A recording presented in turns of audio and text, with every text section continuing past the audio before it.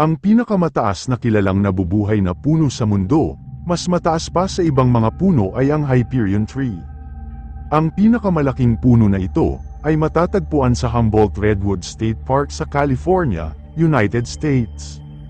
Ang Hyperion Tree ay isang coast redwood na may scientific name na Sequoia sempervirens, na may sukat na 115.92 meter o 380.3 feet, na kinikilala bilang ang pinakamataas na punong kahoy na nabubuhay sa mundo. Ang Hyperion Tree ay natuklasan noong ika-25 ng Agosto taong 2006 ng mga naturalista na sina Chris Atkins at Michael Taylor. Natagpuan ito sa isang liblib na lugar ng Redwood National Park na bahagi ng orihinal na mga hangganan ng parke noong 1968. Ito ay tinatayang nasa 600 hanggang 800 taong gulang at naglalaman ng 530 m3 o 18,600 cubic feet ng kahoy. Ang eksaktong lokasyon ng Hyperion Tree ay sikreto.